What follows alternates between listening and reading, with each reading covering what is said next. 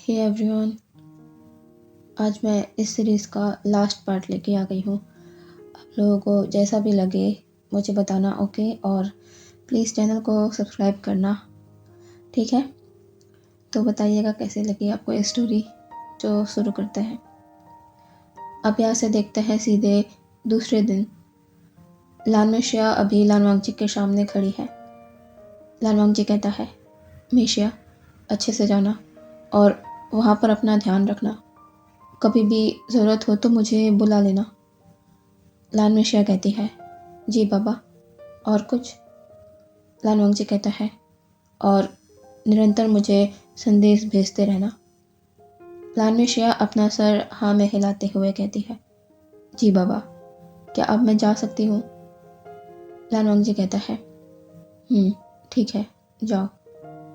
लानमेशिया लानवांगजी को झुककर ग्रीट करती है और कहती है, बाबा अपना ध्यान रखिएगा। मैं अब चलती हूँ, जल्दी आपके पास वापस आऊँगी।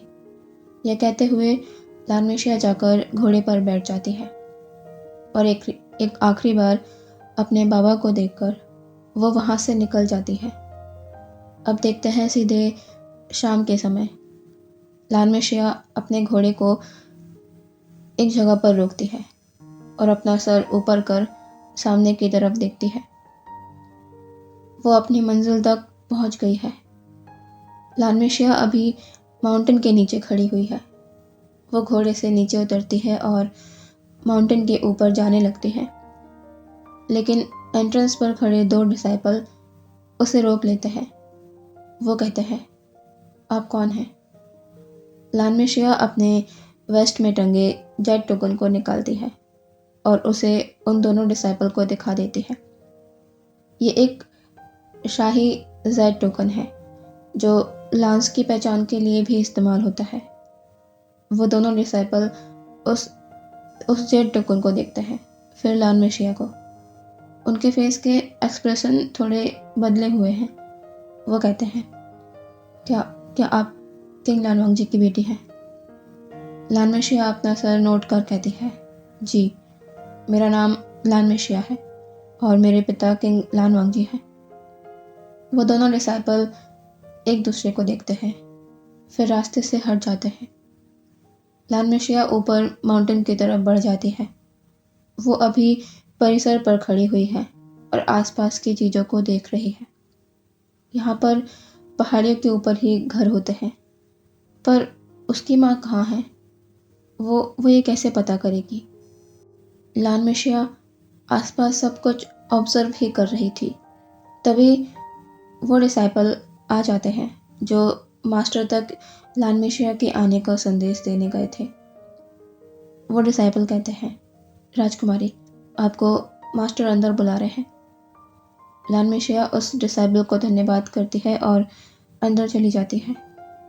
लानमेशिया उस हॉल में आती है।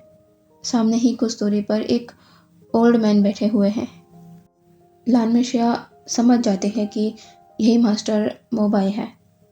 वो उनके सामने नील डाउन होकर उन्हें ग्रीट करती है। मास्टर मोबाई बस एकटक लानमेशिया को देख रहे हैं।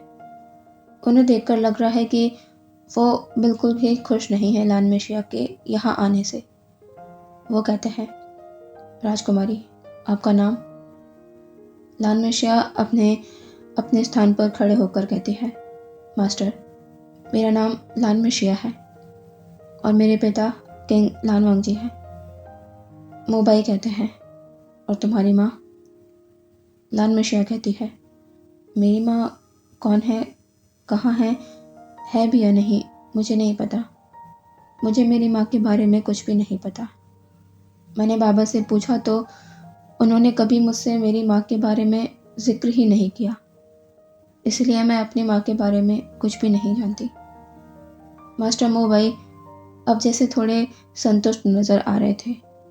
वो कहते हैं, आप यहाँ माउंटेन में क्या कर रही हैं?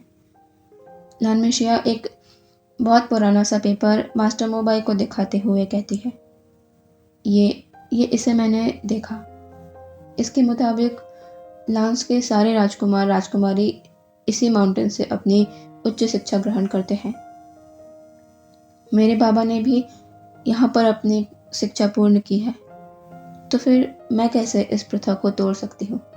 वैसे भी मैं इस अवसर को अपने हाथ से क्यों जाने दूँ, जब मैं यहाँ से शिक्षा प्राप्त करके एक अच्छा कल्टीवेटर बन सकती हूँ। मास्टर, आप मुझे अपना डिसाइपल स्वीकार करिए, मुझे भी शिक्षा दीजिए, इसलिए मैं यहाँ पर आई हूँ। मास्टर मोबाई कुछ देर तक लानमिशिया को देखते हैं, फिर कहते हैं, ठीक है, कल से आपकी शिक्षा आरंभ हो जाएगी।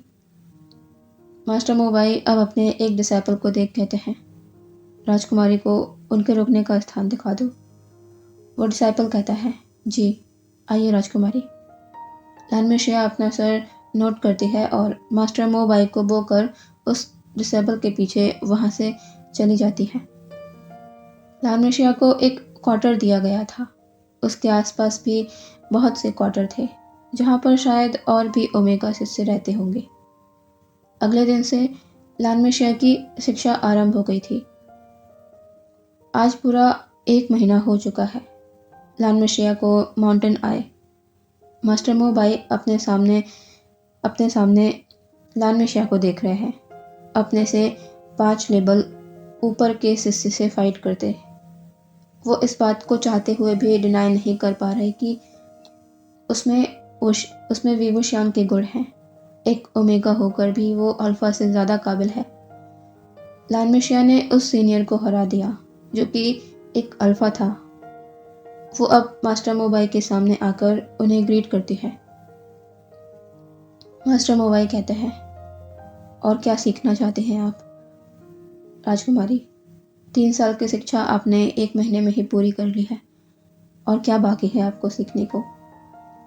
लानमिशिया कहती है, धन्यवाद मास्टर, मैं कुछ दिन और यहाँ पर रुकना चाहती हूँ, फिर मैं वापस घोंसू लौट जाऊँगी।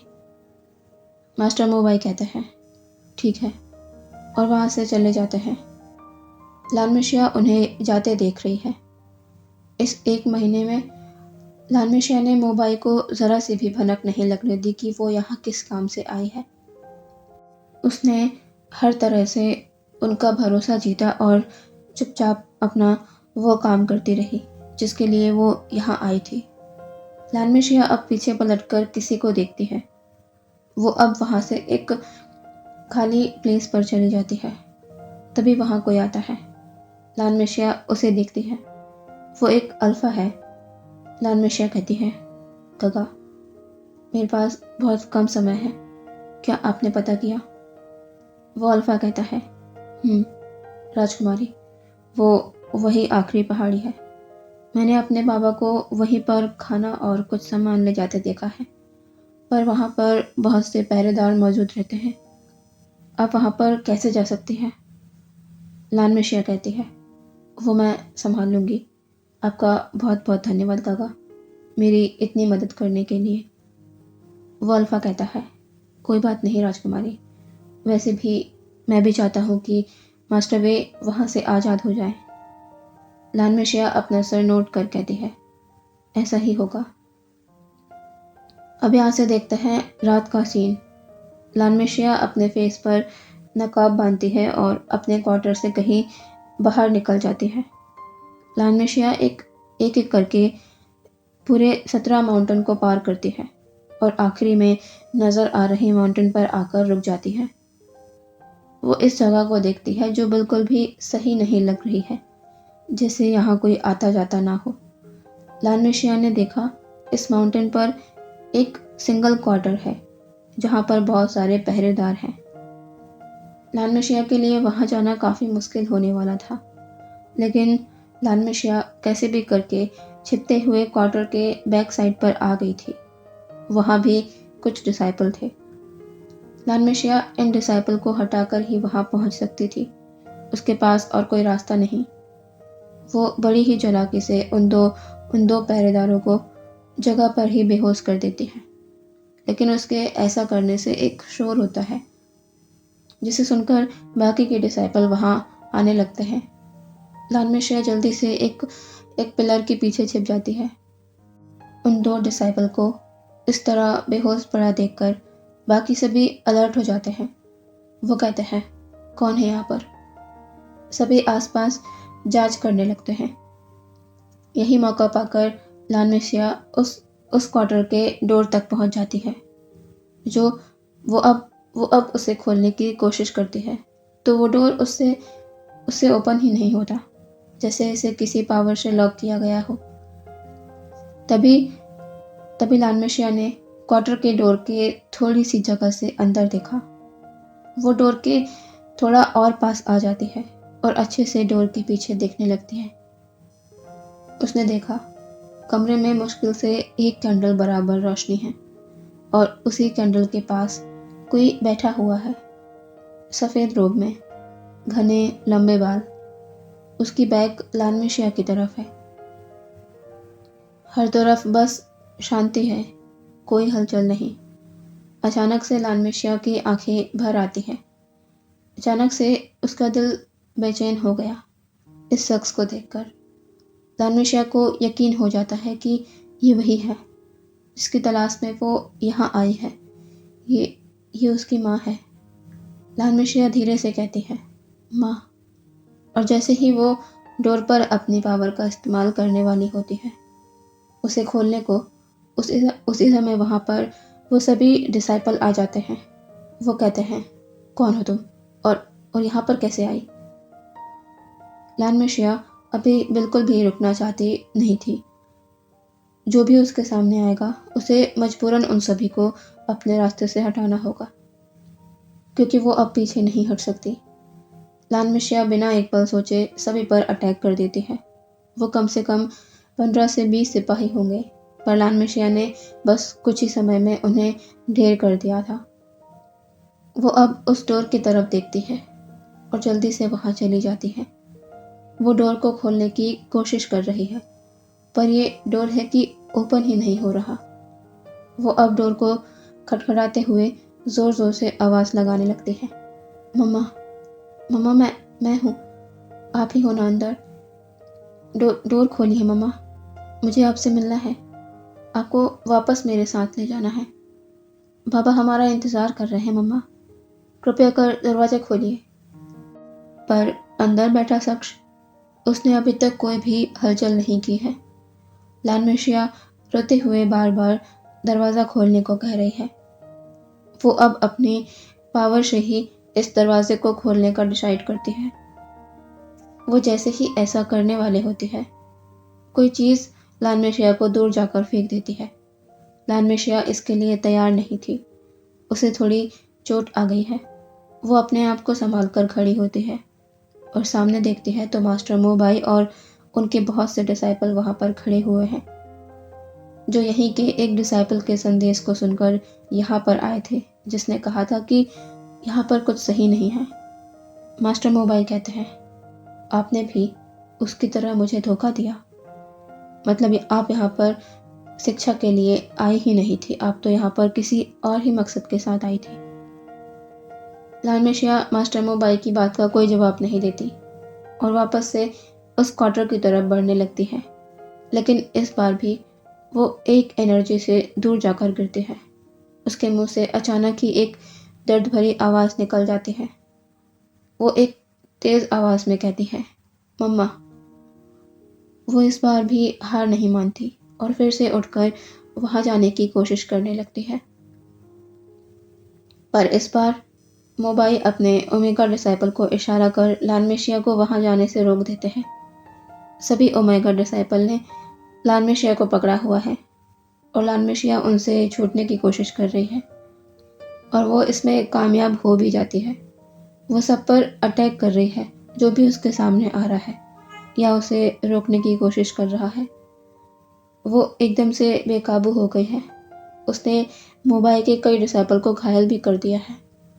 मोबाई के पास अब कोई रास्ता नहीं बचता, तो वो अपनी पावरफुल स्पिरिचुअल रोप से लानमेशिया को बांध देते हैं। लानमेशिया रो रही है, उसे छोड़ने का आग्रह कर रही है, पर उसकी बात कोई नहीं सुन रहा। वो कहती है, मास्टर, कृपया कर मुझे इससे आज़ाद कर दीजिए। मैं एक बार अपनी मम्मा से मिलना चाहती हूँ, मुझे उनसे मिलने दीजिए। मुझे मम्मा से मिलने दीजिए। मोबाई लाल मिशिया की कोई भी बात नहीं सुनते। लाल मिशिया रोते हुए अपने अपने नीज पर आ जाती है। तभी उसे कुछ कदमों की आहट फील होती है। वो उस तरफ देखती है और अपने सामने खड़े पर्सन को देख कहती है, बाबा। सामने कोई और नहीं, लान वांगजी खड़ा है, जो मोबाइल के संदेश पर कि उन्हें शीघ्र यहाँ पर पहुँचना है, यहाँ पर आया था। उसे नहीं पता था कि उसे यहाँ पर ये नज़ारा देखने को मिलेगा। उसने सब कुछ देखा, सब कुछ सुना, लाल मिशिया की बातें। लाल मिशिया 1 महीने से यहाँ पर थी। वो सब कुछ जान चुकी थी और उसे इसकी भनक भी नहीं लगी। मास्टर मोबाइल लाल मिशिया को उस रूप से आज़ाद कर देते हैं। आज़ाद होते ही लाल मिशिया फिर से उठकर मम्मा मम्मा कहते हुए वहाँ जाने की कोशिश करती है, पर लाल वांगजी उसके हाथ को पकड़ लेता है। लाल मिशिया अपने हाथ को देखती है और कहती है, बाबा मेरा हाथ छोड़िए, मुझे मम्मा के पास जाना है, मेरा हाथ छोड़िए। मास्टर मोबाइल कहते हैं, किंग, आप राजकुमारी को यहाँ से लेकर जाइए। वैसे भी उन्होंने हमारे बहुत से डिसाइपल को घायल कर दिया है। लाल मिशिया कहती है, नहीं, मैं मम्मा के बिना यहाँ से नहीं जाऊंगी। बाबा, आप इस तरह क्यों खड़े हैं? वो उस क्वार्टर में मम्मा है, आप कुछ कर क्यों नहीं रहे? अगर आप कुछ नहीं कर रहे तो मुझे छोड़िए, मैं उन्हें अपने साथ ले जाऊंगी। छोड़िए मेरा हाथ। लाल वांगजी तेजी से लाल मिशिया को अपने पास खींच लेता है और उसे शोल्डर से होल्ड करते हुए कहता है, मिशिया, मेरे साथ गुस्सू वापस चलो। लाल मिशिया शॉकिंगली लाल वांगजी को देखती है और कहती है, पापा, अब ये क्या कह रहे हैं? मैं कहीं नहीं जाने वाली। मम्मा वहाँ हैं, मैं उन्हें साथ लेकर जाऊंगी। मम्मा उस क्वार्टर में हैं।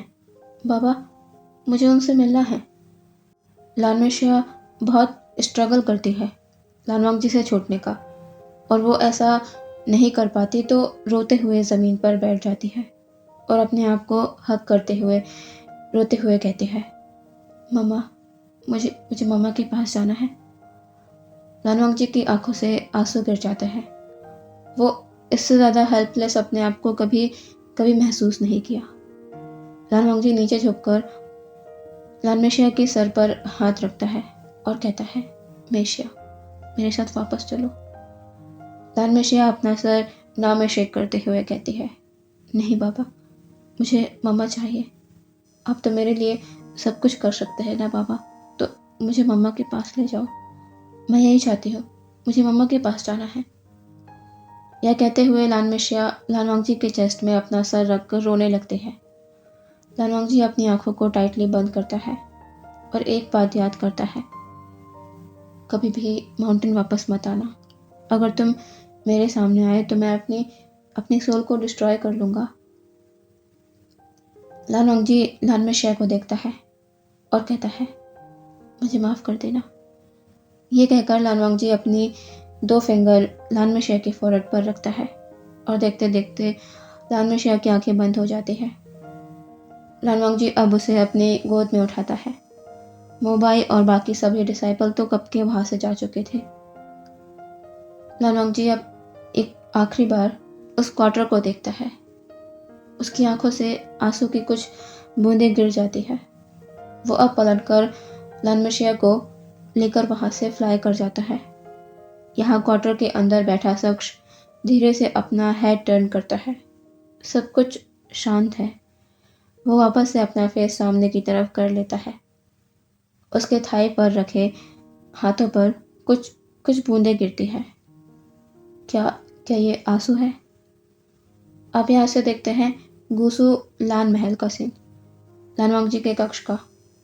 लाल वांगजी के बेड पर लेटी लाल मिशिया धीरे धीरे अपनी आंखों को खोलती है। वो आसपास की चीज़ों को देख समझने की कोशिश कर रही है कि वो कहाँ है। फिर उसे रियलाइज़ होता है कि ये तो उसके बाबा का कक्ष है। वो यहाँ, उसे तो माउंटेन में होना चाहिए था। क्या बाबा उसे यहाँ लेकर आ गए? नहीं, बाबा ऐसा नहीं कर सकते। बिना मम्मा के वो कैसे मुझे। लालमशिया ये सोच ही रही थी, तभी उसकी नज़र एक और जाती है, जो वो अपने बाबा के कक्ष में पहली बार देख रही है, ये जानने की जिज्ञासा से कि वो क्या है।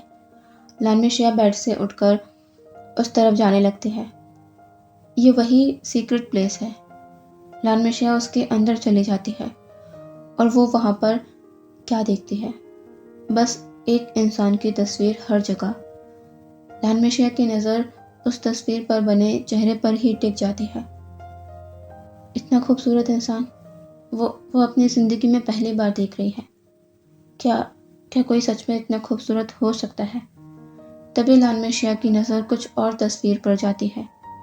एक तस्वीर में एक बच्चा किसी ग्रेव के सामने बैठा हुआ है और उसके पीछे वही खूबसूरत इंसान खड़ा है। तो एक तस्वीर में उस बच्चे ने उस खूबसूरत इंसान का हाथ पकड़ा हुआ है और एक और तस्वीर में वो बच्चा उसकी गोद में सर रखकर लेटा हुआ है। लालमशिया की नज़र एक और तस्वीर पर जाती है और वो उस तस्वीर को देखकर अपनी ही जगह पर जम जाती है। उस तस्वीर में वो खूबसूरत इंसान, मतलब विवुशियान, वो आगे की तरफ खड़ा हुआ है और पीछे खड़े लानवांगजी, जो कि अब छोटा नहीं रहा, वो बड़ा हो गया था। उसने वुशियान के लहराते रोब्स को पकड़ा हुआ है। लालमशिया के मुंह से अचानक से निकलता है, मम्मा, बाबा। ये सारी तस्वीर में जो है वो उसकी मम्मा है। लालमशिया की आंखों से तुरंत आंसू बहने लगते हैं। वो वुशियान की एक तस्वीर को लेकर उसे छूने लगती है। ये उसकी मम्मा है और उस तस्वीर को हग करके रोने लगती है। तभी उसे अपने शोल्डर पर किसी का हाथ फील होता है। वो जानती है ये कौन है।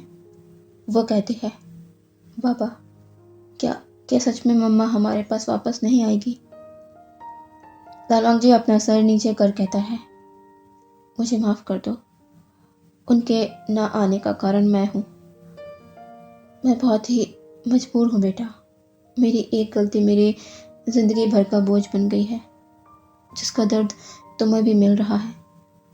मैं ऐसा नहीं चाहता था बेटा, पर मैं मजबूर हूँ। अपने बाबा को माफ़ कर दो। लालमशिया जल्दी से पलटकर लालवांगजी के गले लग जाती है। दोनों की आंखों से आंसू बह रहे हैं। दर्द बहुत है पर उसे कम करने का कोई भी रास्ता नहीं। और जो रास्ता था वो उसे पाना उनके लिए आसान नहीं है। ऐसे ही कुछ दिन बीत जाते हैं। लालमशिया चाहकर भी अपनी मम्मा से मिलने की और उन्हें अपने साथ रखने की इच्छा को नहीं मिटा पा रही थी। इन्हीं सब में वो इतना वीक हो चुकी थी कि उसे बहुत तेज फीवर रहा कई दिनों तक। लालवांगजी अपनी बेटी की इस हालत को नहीं देख पा रहा था। वो बहुत ही बेबस है। धीरे धीरे लालमशिया की हालत सुधरी, पर समय के साथ उसके नेचर में काफ़ी बदलाव आ गया। वो हर वक्त शांत शांत रहती, कम बातें करती। अब पहले की तरह कभी भी गोशु के शहर में नहीं निकल जाया करती। ज़्यादा समय महल में ही रहा करती, अपने कमरे में। लोगों ने अपनी राजकुमारी के इस बदलते व्यवहार को नोटिस किया। वो नहीं जानते कि उनकी राजकुमारी को अचानक ये क्या हुआ। वो इतना शांत शांत क्यों रहने लगी। देखते देखते कैसे कई महीने बीत गए, पता ही नहीं चला। आज फिर से वो दिन है, राजकुमारी लालमशिया का जन्मदिन। आज राजकुमारी पूरे 16 साल की हो जाएगी। हमेशा की तरह आज भी पूरे गोशु में राजकुमारी के जन्मदिन का जश्न मनाया जाएगा। सभी राज्यों से अतिथि लान राज्य आएंगे, जिसकी तैयारियां शुरू भी हो चुकी है। लालमशिया अपना जन्मदिन नहीं मनाना चाहती थी, क्योंकि उसका अब किसी भी चीज़ में उत्साह नहीं रहा। पर वो अपने बाबा को, जो उसके लिए इतने महीनों से परेशान हैं, उन्हें निराश नहीं करना चाहती थी। इसीलिए उनकी खुशी के लिए वो इसके लिए तैयार हो जाती है। वो कुछ नहीं कहती। सारे अतिथि गुसु पहुंच चुके हैं। अब देखते हैं रात को जश्न की तैयारियां हो गई है। पूरा महल रोशनी में जगमगा रहा है। लालमिशिया को देखते हैं जो अभी अपने कक्ष में है और उन्हीं रोब्स को पहना है जो हर बार उसके बाबा उसे भेजते हैं। बस फ़र्क अब इतना है कि लालमिशिया इन हानफो के रंगों का मतलब जानती है। नीला रंग उसके बाबा का फेवरेट और पर्पल उसकी मम्मा का। तभी लालमिशिया के कक्ष में कोई आता है। लालमिशिया पीछे पलटती है और कहती है, बाबा। लालवांग जी लालमिशिया के पास आता है और उसके सर पर हाथ रख कहता है, बहुत प्यारी लग रही हो। लालमिशिया छोटी सी स्माइल कर कहती है, धन्यवाद बाबा। लालवांग जी कहता है, चलो, हॉल में सभी हमारा इंतज़ार कर रहे होंगे, देर हो रही है। लालमिशिया अपना सर नोट करती है और लालवांग जी के साथ वहाँ से चली जाती है। वो दोनों हॉल में एंटर करते हैं। सभी अपने स्थान में खड़े हो जाते हैं और लालवांग जी को झुककर वो करते हैं। लालवांग जी और लालमिशिया जाकर अपने स्थान पर बैठ जाते हैं। समारोह शुरू हो जाता है। सभी आकर लालमिशिया को जन्मदिन की बधाई और तोहफे दे रहे हैं। ये चल ही रहा था कि तभी अचानक से लालमिशिया की नज़र एंट्रेंस पर जाती है और वो जो देखती है वहाँ, उसे देखकर वो तुरंत ही अपने स्थान पर खड़ी हो जाती है। लालवांग जी लालमिशिया को देखता है। वो समझ नहीं पाया कि लालमिशिया को क्या हुआ। वो कहता है, मिशिया क्या हुआ? पर इससे आगे लालवांग जी कुछ नहीं कह पाता क्योंकि लालमिशिया एक तेज आवाज़ में मम्मा कहकर एंट्रेंस की तरफ दौड़ जाती है। लालवांग जी अब अपनी नज़रों को सामने करता है और अपने सामने उस शख्स को खड़ा देखकर लालवांग जी अपनी ही जगह पर जम जाता है। सभी लोगों ने भी सामने खड़े शख्स को देखा। उनमें से बहुत से लोग इन्हें पहचानते हैं, लेकिन आज की जनरेशन इन्हें नहीं पहचानती होगी। जियांग झांग जो वहीं पर खड़ा था, वो समझ गया कि ये कौन है। लालमिशिया तेजी से सामने खड़े शख्स की तरफ मम्मा मम्मा चिल्लाते हुए बढ़ रही है, जो कोई और नहीं वी वुशियान है, पर्पल रोब्स में, पहले से भी ज़्यादा खूबसूरत। काले लंबे बाल, सफ़ेद रिबन से टाई हैं। चेहरे में बहुत से भाव हैं, खुशी के, थोड़ी उदासी के, एक्साइटमेंट के। नज़रें बस उस पर टिकी हुई है जो दौड़कर उसकी तरफ आ रही है। वुशियान के लिप्स पर छोटी सी स्माइल है, आंखों में आंसू की परत। वो इसी के साथ धीरे से अपनी बाहों को फैला देता है, अपनी बेटी को अपने सीने से लगाने के लिए। लालमिशिया ये देखकर इमोशनल हो जाती है। उसके फेस पर स्माइल भी है और आंखों में आंसू भी। वो तेजी से आके वुशियान से लिपट जाती है। वुशियान सिक्योरली उसे अपनी बाहों में भर लेता है। उसकी बेटी, ये उसकी बेटी है, जिसे बस उसने एक बार गोद में लिया है, उसके जन्म के समय, और आज वो फिर से उसकी बाहों में है, पर अब हमेशा के लिए। कितनी बड़ी हो गई है उसकी बेटी, काफ़ी हद तक वो उसकी तरह ही दिखती है। लालमिशिया कहती है, मम्मा। वुशियान अपनी आंखों को टाइटली बंद कर लेता है। वो तरस गया था ये सुनने को। वो कहता है, मेरी बेटी, पर उसे तो अपनी बेटी का नाम ही नहीं पता। लालमिशिया अपना सर ऊपर कर वुशियान को देखती है और कहती है, मम्मा, अब मेरे पास वापस आ गए। अब तो आप मुझे छोड़कर नहीं जाएंगे ना? अगर आप अब कहीं जाएंगे तो मैं भी आपके साथ जाऊंगी। मैं आपके बिना नहीं रह सकती मम्मा। वुशियान लालमिशिया की आंसुओं को पोंछ उसे हग करते हुए कहता है, मैं कहीं नहीं जाऊंगा तुम्हें छोड़कर। अब हमेशा तुम्हारे साथ रहूंगा। लालमिशिया कहती है, मम्मा, आप सच कह रहे हो ना? वुशियान अपना सर नोट कर कहता है, सच। वुशियान लालमिशिया के फेस को टच कर कहता है, मुझे अब तक तुम्हारा नाम नहीं पता। लालमिशिया स्माइल के साथ कहती है, मेरा नाम लालमिशिया है मम्मा। वुशियान उस नाम को दोहराता है, लालमिशिया, बहुत प्यारा नाम है। लालमिशिया वुशियान के हाथ को पकड़ती है और उसे लेकर सामने की तरफ जाने लगती है। पूरा हॉल साइलेंट है और बस साइलेंटली अपने सामने चल रहे नज़ारे को देख रहा है। और लानवांग जी, उसकी नज़र बस एकटक एक इंसान पर टिकी हुई है। लानमेशिया वुशियान को अपने साथ लानवांग जी के थ्रोन के पास लाकर खड़ा कर देती है। लानवांग जी के साइड में लानमेशिया है और लानमेशिया के साइड में वुशियान। वो लोग अब पूरी कंप्लीट फैमिली नज़र आ रहे हैं। लानमेशिया स्माइल करते हुए सबकी तरफ देखती है और कहती है, आप सभी लोग बहुत ही उत्सुक थे ना ये जानने को कि मेरी मम्मा कौन है, तो इनसे मिलिए। यही है मेरी मम्मा, है ना मम्मा? ये कहकर लानमेशिया वुशियान को देखती है। वुशियान अपना सर नोट कर देता है और कहता है, हाँ, लानमेशिया मेरी बेटी है। सभी लोग ये जानकर शॉक होते हैं। लानमेशिया मास्टर वे और किंग लानवांग जी की बेटी है। ये सभी के लिए जानना बहुत बड़ी बात थी, पर कोई भी कुछ नहीं कहता। अब यहाँ से देखते हैं लानमेशिया के कक्ष का सीन। लानमेशिया वुशियान को हग करके बेड पर लेटी हुई है। उसकी आंखें अब धीरे धीरे बंद हो रही है। जिस सुकून के लिए वो तरस रही थी, आज वो उसके पास है। उसकी मम्मा अब उसके साथ है। वुशियान लानमेशिया के सर को सहला रहा है। देखते ही देखते लानमेशिया नींद की आगोश में चली जाती है। समारोह के समाप्त होते ही लानमेशिया वुशियान को अपने साथ ले आई थी और बातें करते करते वो वुशियान की बाहों में ही सो गई। कुछ देर तक ऐसे ही लानमेशिया के साथ रहने के बाद वुशियान अब धीरे से इस तरह की लानमेशिया की नींद ना टूटे उसे बेड पर लेटाता है और बिना शोर किए कमरे से बाहर निकल जाता है। वो अपने धीमे कदमों से एक कक्ष की तरफ बढ़ रहा है। वो उस कक्ष के सामने आकर रुक जाता है, जो कि लानवांग जी का कक्ष है। वो अपने हाथ को ऊपर करता है डोर पर नॉक करने के लिए, लेकिन फिर वो अपने हाथ को रोक लेता है और डोर को धीरे से पुश करके कमरे के अंदर आ जाता है। वो पूरे कमरे को देखता है।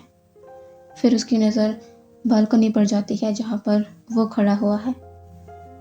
लानसान, उसका लानसान, जो अब एक 18 साल का यंग अल्फा नहीं रहा, बल्कि 32 साल का मैच्योर अल्फा हो गया है। वुशियान उस तरफ अपने कदमों को बढ़ा देता है। वो अभी लानवांग जी के पीछे खड़ा है। लानवांग जी जो अपने ही ख्यालों में गुम था, उसे जब किसी की प्रेजेंस अपने पास फील होती है और जब उसे समझ आता है कि ये कौन है, तो उसकी धड़कनें अचानक से तेज हो जाती है। वो ना चाहते हुए भी अपने आप को पीछे पलटने से नहीं रोक पाता। वो जैसे ही पीछे पलटता है, उसकी आंखें दो आंखों से मिलती है जिन्हें देखने को वो तरस गया था। उसके कांपते होठों से नाम निकलता है, फीका का। वुशियान लानवांग जी के पास उसके साइड में आकर खड़ा हो जाता है। दोनों ही शांत हैं। लानवांग जी के दिमाग में बहुत सी बातें चल रही है और सवाल भी। वो अपने आप को नहीं रोक पाता। वो कहता है, गगा, अब यहाँ पर आपने कहा था कि आप कभी मुझे अपने सामने नहीं देखना चाहते और ना ही आप कभी वापस आएंगे। लानवांग जी वुशियान के सामने अपने घुटनों पर आ जाता है और अपना सर नीचे कर कहता है, गगा, जो कुछ भी हुआ वो सब मेरी गलती थी। मैंने बिना सोचे समझे उस कदम को उठाया था, पर आज मुझसे कोई कहे तो मैं यही कहूँगा गगा कि मुझे उसका कोई पछतावा नहीं है, क्योंकि मुझे मेरी मेशिया मिली। गलती ही सही, पर मैं हमारी बेटी से बहुत प्यार करता हूँ। वो मेरी जान है। वो ना होती तो मैं अब तक जी भी नहीं पाता। मुझे नहीं पता मैं आपका धन्यवाद कैसे करूँ मेशिया को मुझे देने के लिए। पर गगा, अगर आप फिर से वापस आने के लिए यहाँ पर आए हैं तो कृपया ऐसी कोई भी झूठी आस मेशिया को मत दीजिए जो आगे जाके टूट जाए।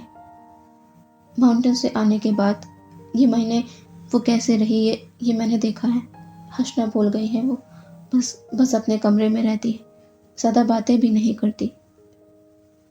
इतने महीने बाद आज मैंने उसे हंसते देखा है, आपसे मिलने के बाद। गगा, उसे कोई भी झूठी आस मत दीजिएगा। आप मुझे जो सज़ा देना चाहते हैं दे सकते हैं। वुशियान ये सब सुनकर अपनी आंखों को टाइटली बंद कर लेता है। वो अब अपनी नज़रें नीचे कर लानवांग जी को देखता है और कहता है, लानसान, अपने स्थान पर खड़े हो जाओ। लानवांग जी अपनी जगह से उठ जाता है, पर उसका सर अभी भी झुका हुआ है। वुशियान कहता है, मैंने मेशिया को कोई भी झूठी आस नहीं दी है। मैं अब उसे छोड़कर कहीं नहीं जाऊंगा। ये कहकर वुशियान वहां से पलट जाता है जाने को, पर आदत से मजबूर लानवांग जी वुशियान के लहराते रोब्स को पकड़ लेता है। वुशियान के कदम रुक जाते हैं। लानवांग जी को जब समझ आता है कि उसने क्या किया है, तो वो वुशियान के रोब्स को छोड़ देता है। लानवांग जी कहता है, गगा, अगर अगर आप मजबूरी या दबाव में ऐसा कर रहे हैं मेशिया के लिए, तो ऐसा मत करिए। मैं कभी आपको किसी भी चीज़ के लिए फोर्स नहीं करना चाहता। आप चाहे तो वापस माउंटेन जाकर अपनी साधना फिर से शुरू कर सकते हैं। मेशिया, उसे मैं संभाल लूँगा। धीरे धीरे उसकी आदत हो जाएगी आपके बिना रहने की। वुशियान के हाथों की मुट्ठियाँ कस जाती है। वो अपनी आंखों को टाइटली बंद कर लेता है। वो बिना पीछे पलटे कहता है, लानसान, तुम्हारे लिए सब कुछ एक मजाक की तरह है ना, शुरू से ही। तुम्हें जो लगता है, तुमने जो सोच लिया वही सही है। तुम सब कुछ अपनी मर्जी का करते हो। सामने वाला क्या सोचता है, क्या चाहता है, इसके बारे में तो तुम कभी सोचते ही नहीं। जब मर्जी किसी को भी ज़बरदस्ती अपने पास रखने की कोशिश करते हो, और जब मर्जी उसे जाने को कह देते हो। तुम ऐसे क्यों हो लानसान, कि तुम्हें किसी की भी भावनाओं की कोई कद्र नहीं। लानवांग जी वुशियान की इस पेनफुल वॉइस को सुनकर डर जाता है। वो कहता है, गगा, मेरा वो मतलब नहीं। वुशियान पीछे पलटकर लानवांग जी को देखता है। वुशियान की आंखें टेढ़ी है। वो कहता है, लानसान, कि तुमने कभी ये जानने की कोशिश की कि क्या ये इतना आसान था? लानसान, क्या सचमुच ये इतना आसान था बिना एक दूसरे के करीब आए किसी बच्चे को इस दुनिया में लाना? कि तुम्हें सचमुच ये इतनी मामूली चीज़ लगती थी? लानसान, जो तुमने कभी इस बारे में पता करने की कोशिश ही नहीं की। इतना कहकर वुशियान शांत हो जाता है। वो बिना कुछ कहे वहाँ से चला जाता है। लानवांग जी शॉकिंगली अपनी जगह पर खड़ा है। वुशियान की कही ये बात लानवांग जी के जहन में अटक चुकी है। उसका कहा एक एक शब्द लानवांग जी के कानों में गूंज रहा है। लानवांग जी बिल्कुल स्टैच्यू की तरह वहाँ पर खड़ा है। वो अब तेजी से अपनी तलवार पर फ्लाई कर कहीं जाने को निकल जाता है। थोड़ी देर बाद लानवांग जी अभी उसी वीरानी पहाड़ी के ऊपर केव के सामने खड़ा है। वो उस केव के अंदर चला जाता है। उसके सामने कुछ दूरी पर हाओरेन बाबा अपनी आंखों को बंद कर बैठे हुए हैं। लानवांग जी कुछ नहीं कहता, ना उसे कहने की ज़रूरत थी, क्योंकि उसे पता है कि ये इंसान सब कुछ जानता है। अतीत, वर्तमान, भविष्य, सब कुछ इसे पता होता है। लानवांग जी बस इंतज़ार कर रहा है हाओरेन के कुछ कहने का। तभी हाओरेन बिना अपनी आंखों को खोल कहते हैं, आखिर आप आ ही गए किंग। बहुत ही देर कर दी आपने आने में। मैं तो सालों से आपका इंतज़ार कर रहा हूँ। खैर, देर से ही सही, आपको एक ना एक दिन यहाँ पर आना ही था। लानवांग जी कहता है, अगर ऐसा है तो आपको ये भी पता होगा कि मैं यहाँ पर किस लिए आया हूँ, क्या जानने आया हूँ। बाबा हाओरेन अपनी दाढ़ी को सहलाते हुए स्माइल कर कहते हैं, ज़रूर, मैं सब कुछ जानता हूँ। लानवांग जी कहता है, तो बताइए मुझे कैसे। ये कहकर लानवांग जी शांत हो जाता है। बाबा हाओरेन कहते हैं, कैसे क्या किंग। लानवांग जी कहता है, कैसे इतनी आसानी से मेरी बेटी इस दुनिया में आई? क्या ये सच में इतना आसान है? हाओरेन हंसकर अपना सर शेक करते हैं और कहते हैं, बिल्कुल नहीं।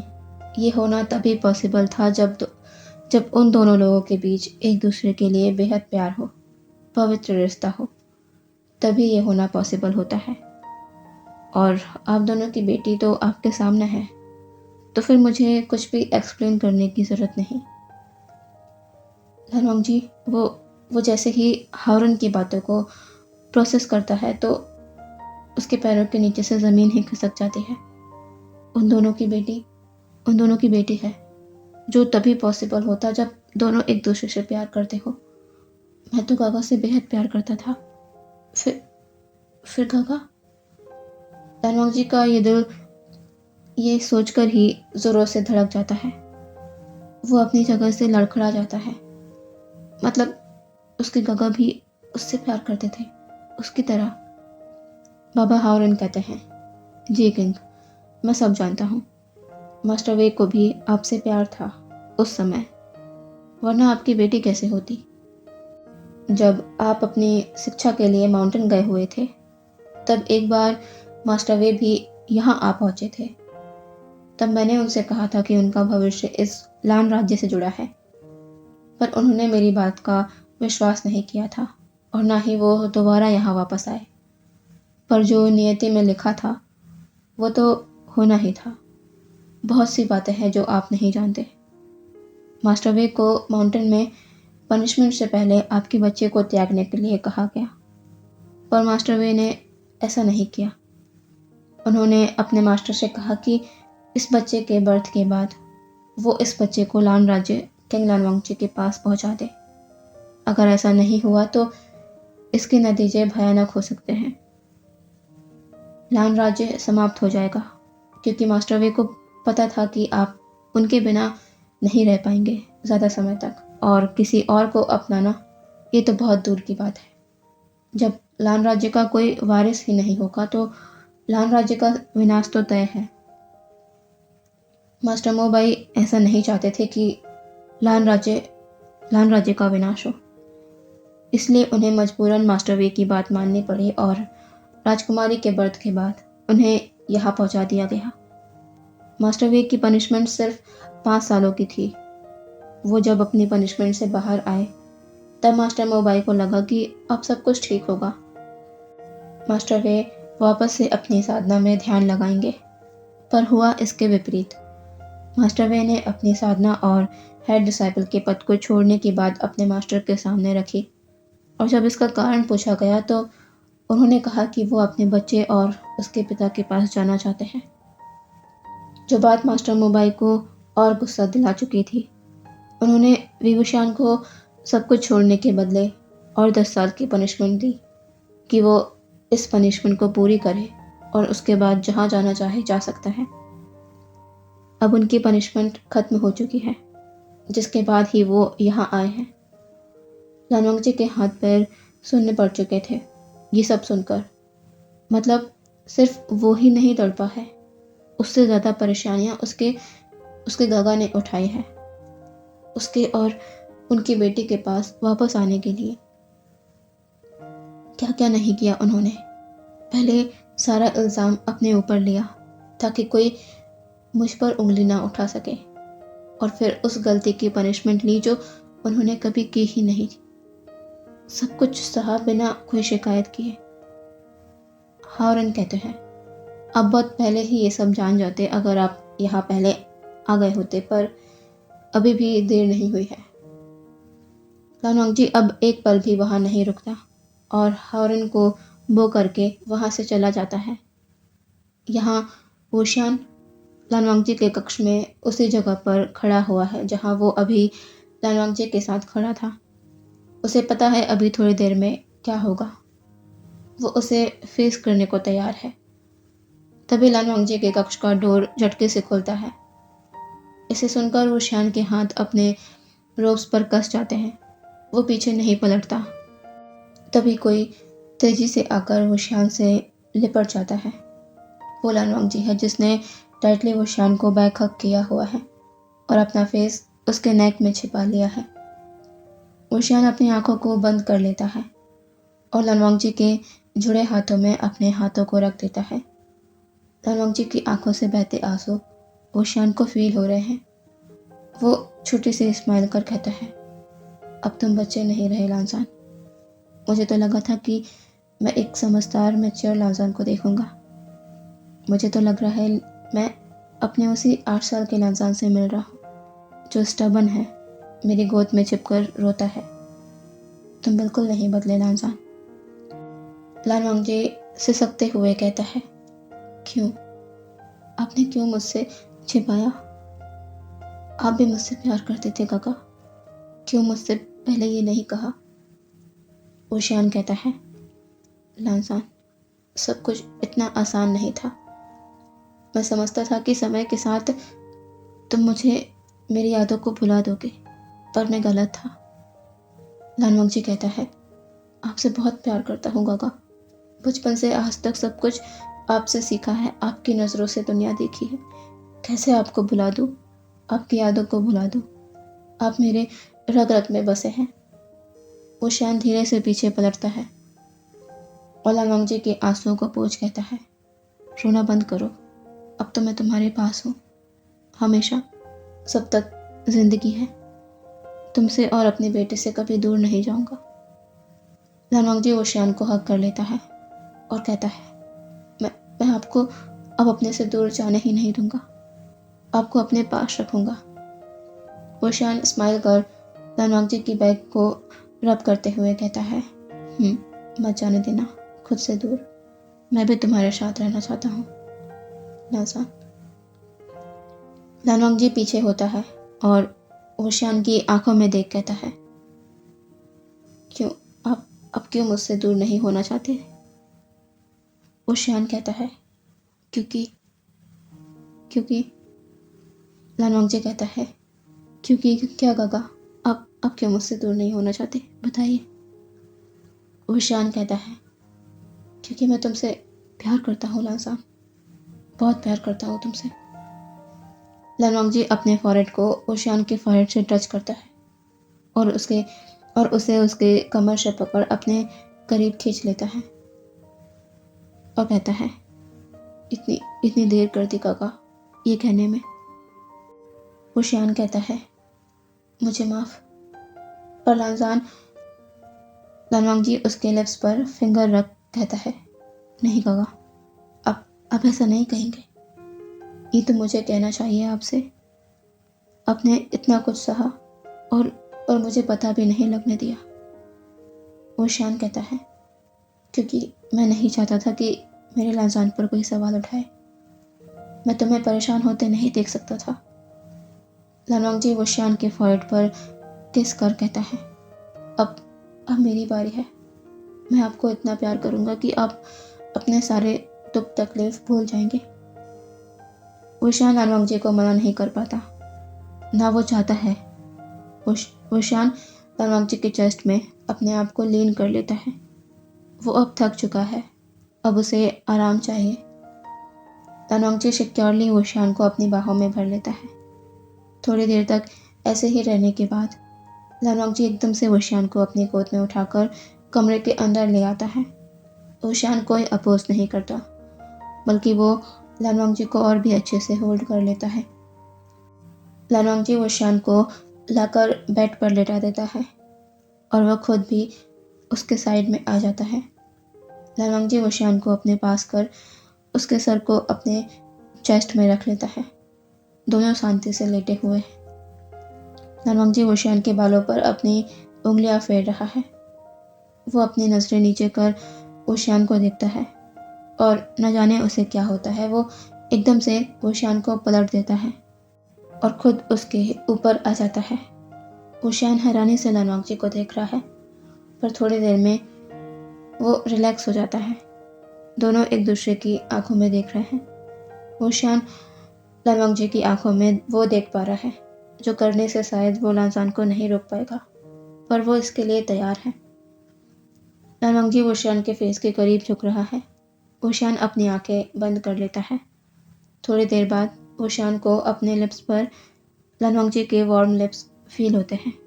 वो थोड़ा सा कांप जाता है, पर लालवांगजी तुरंत उसे अपनी बाहों में जकड़ लेता है और अपने लिप्स को मूव करने लगता है।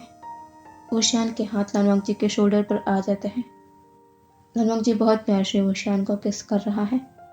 वुशियान भी लानवांग जी को किस कर रहा है। जब तक वुशियान को सांसों की कमी नहीं हो जाती तब तक लांजान उसे किस करता रहता है और फिर उसके जॉ से स्लाइड करते हुए उसके नेक तक आ जाता है। वो वुशियान के नेक में हर जगह किस कर रहा है और फिर एकदम से अपना फेस वुशियान के नेक में हाइड कर वुशियान के ऊपर लेट जाता है। वुशियान को समझ नहीं आता कि लांजान को क्या हुआ। वो अपना सर नीचे कर लानवांग जी को देखता है जो उसके नेक में अपना फेस छिपाए हुए है। वुशियान कुछ देर तक लानवांग जी के बालों पर हाथ फेरता है, फिर कहता है, लांजान क्या हुआ। लानवांग जी धीरे से अपना फेस ऊपर कर वुशियान को देखता है और फिर से अपनी नज़रों को नीचे कर कहता है, गागा मैं खुद को नहीं रोक पाऊंगा आपको प्यार करने से। वुशियान ये सुनकर छोटे से स्माइल कर कहता है, लांजान मेरी उम्र देखो, क्या मेरी उम्र है ऐसा कुछ करने की। लानवांग जी ये सुनकर वुशियान को देखता है और अचानक से उसे किस करने लगता है। उसे किस करने के बाद लानवांग जी कहता है, काका मेरी नज़र से देखो, आप पहले से और भी ज़्यादा खूबसूरत हो गए हैं और आप ये कह रहे हैं। मैं ही जानता हूँ मैं कैसे अपने आप को रोके हुए हूँ। वुशियान अपने हाथ लानवांग जी के नेक के अराउंड रैप कर कहता है, अच्छा ऐसी बात है तो मैं तुम्हें नहीं रोकूंगा लांजान कुछ भी करने से। लानवांग जी की आंखें ये सुनकर चमक जाती है। वो कहता है, काका आपको पता है आप क्या कह रहे हैं।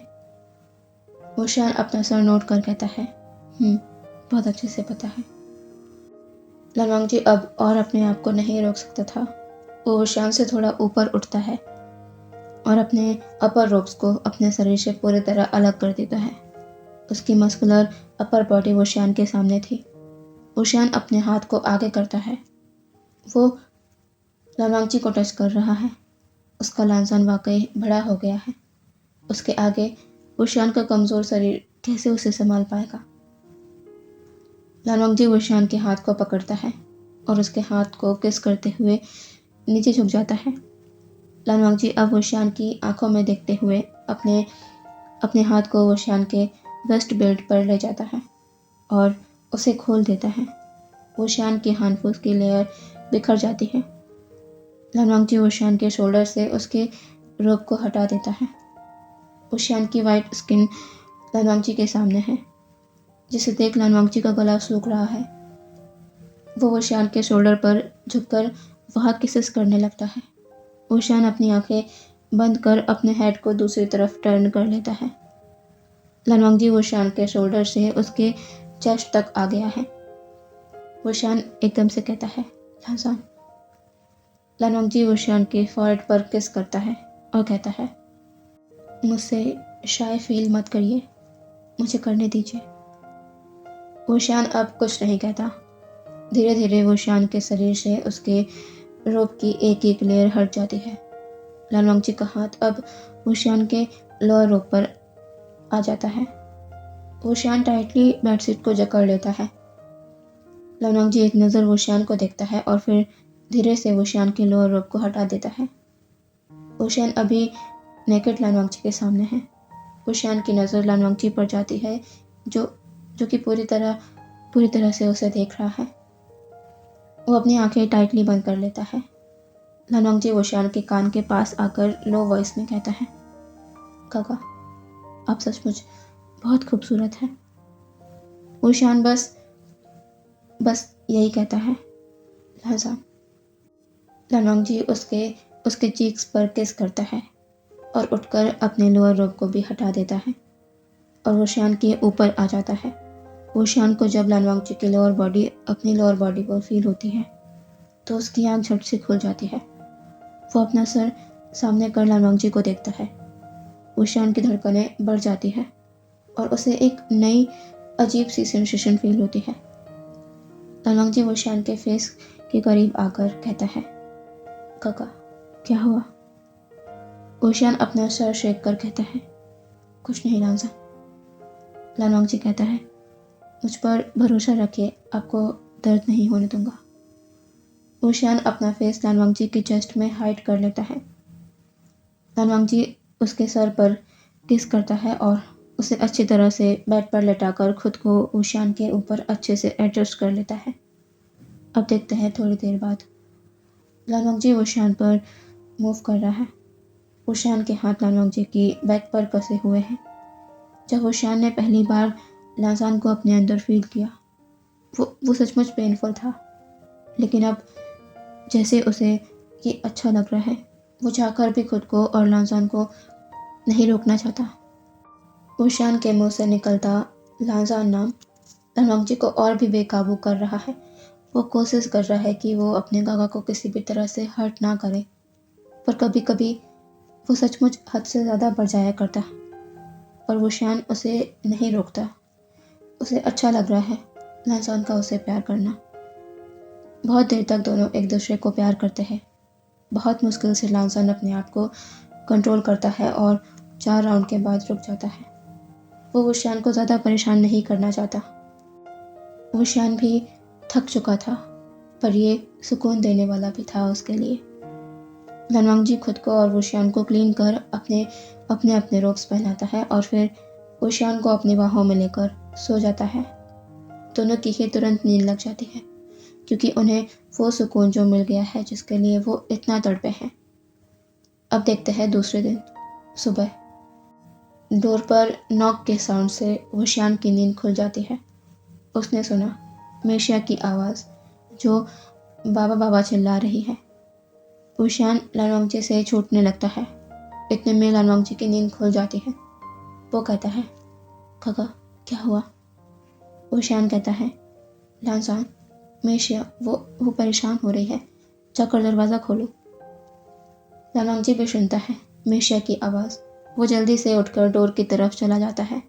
वो जैसे ही डोर को ओपन करता है, मेशिया कमरे के अंदर आ जाती है और लानवांगजी के कुछ कहने से पहले ही कहती है, बाबा, मम्मा कहाँ हैं?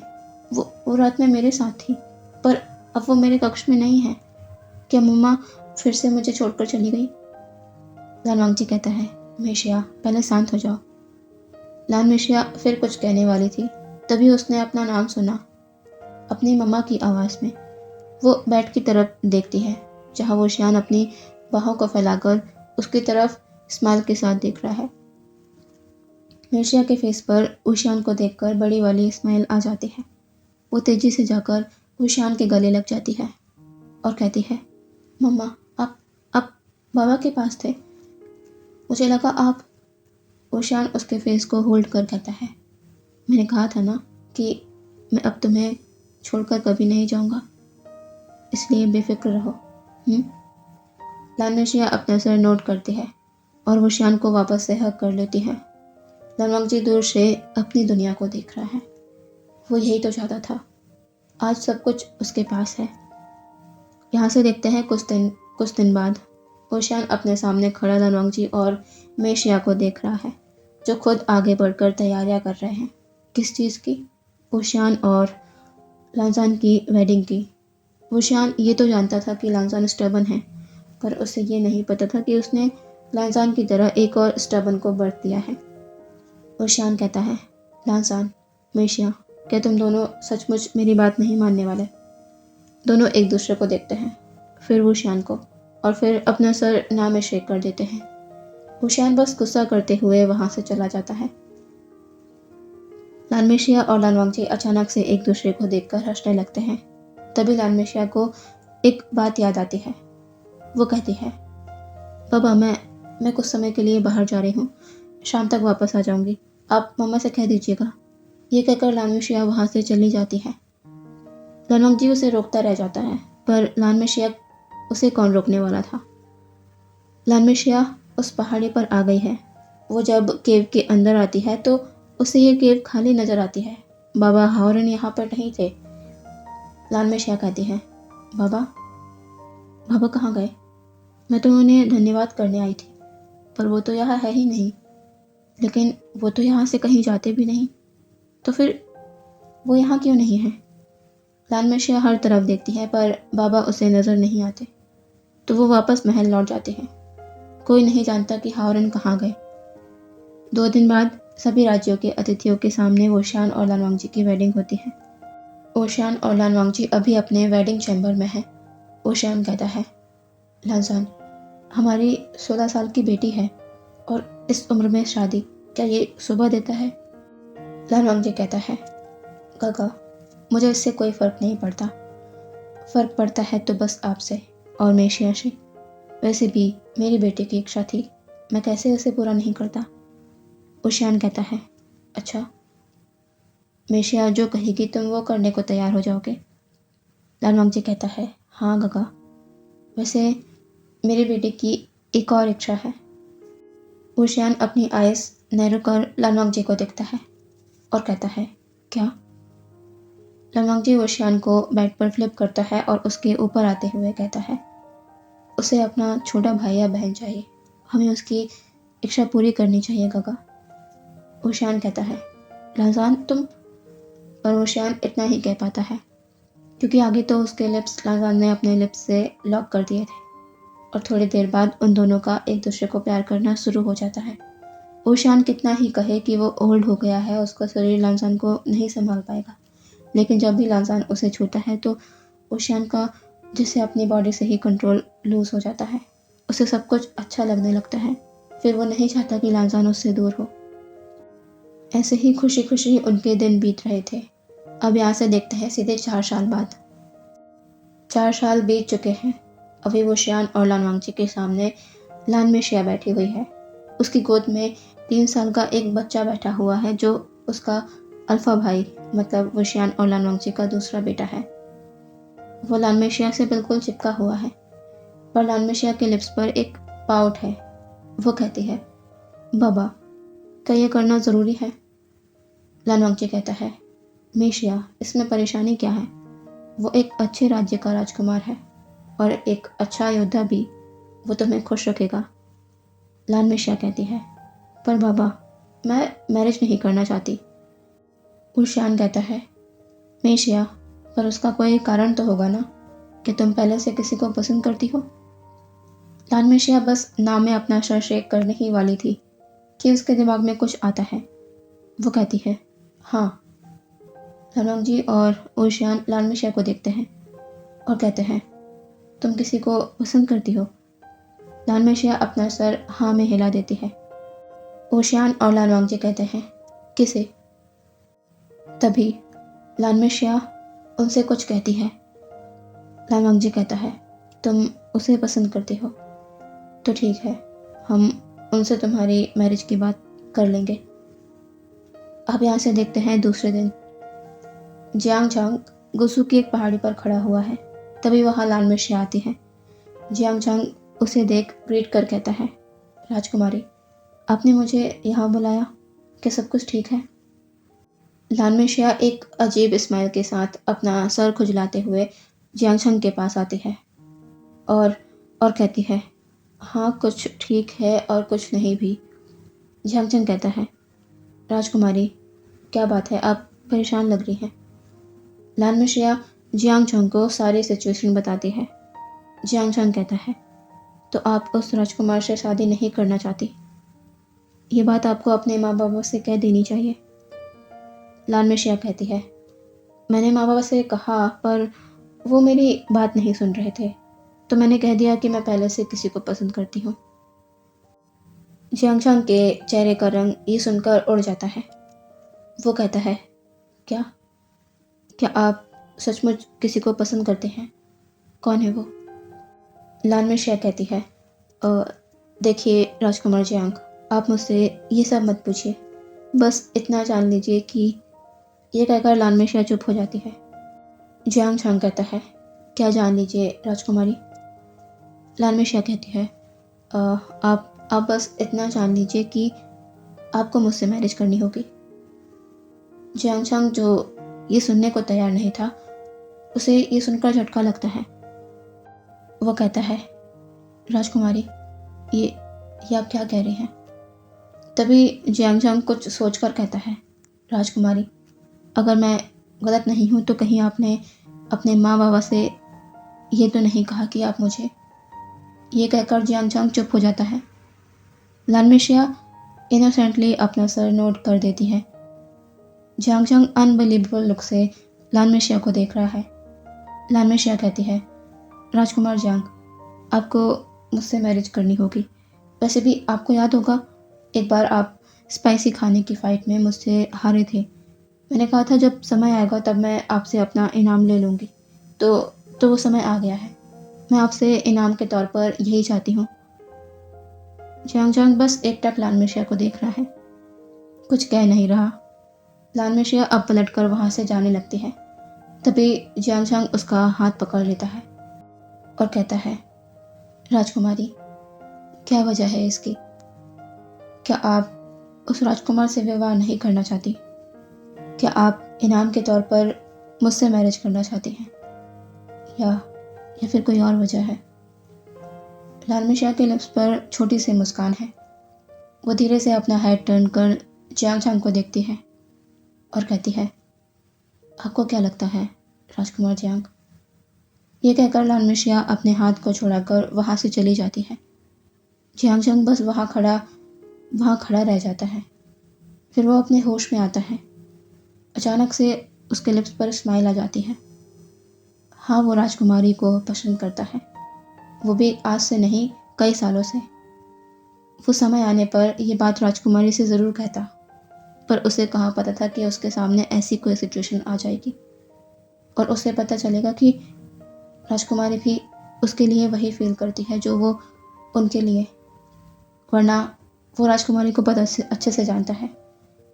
वो किसी भी बात के सामने झुकने वाली बिल्कुल नहीं, वो भी मैरिज जैसे छोटे टॉपिक के लिए बिल्कुल भी नहीं। इसके बदले अपने माँ बाबा से मना करने के बदले उन्होंने मुझसे कहा। जियांग चंग स्माइल करता हुआ लानमिशिया के पीछे चला जाता है और इसी स्वीट मोमेंट के साथ ये FF यहीं पर एंड होता है। मुझे बताइएगा कि आपको ये FF कैसा लगा। अगर पसंद आए तो प्लीज़ चैनल को सब्सक्राइब करना, ठीक है। अब मैं कुछ दिनों में एक वन शॉट FF इस पर शेयर करने वाली हूँ और फिर मैं अपने घर जाने वाली हूँ। तो घर जाने के बाद मतलब अभी तो मैं इसमें वन शॉट FF ही एक्सप्लेन करूँगी, ठीक है। समय समय पर करती रहूँगी, आप लोग वेट करना। फिर मिलते हैं, ओके, नए FF के साथ। Bye bye.